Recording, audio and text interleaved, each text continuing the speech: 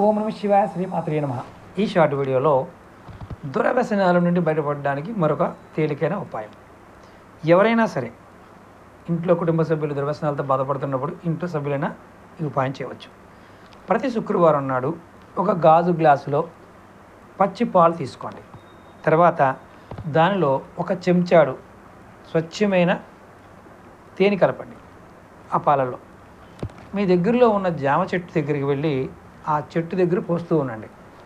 ఎవరైతే వ్యక్తి ఈ చెడు వ్యసనాలతో బాధపడుతున్నాడో, దురలవాట్లతో బాధపడుతున్నారో వాళ్ళ పేరు కూడా చెప్పుకోండి.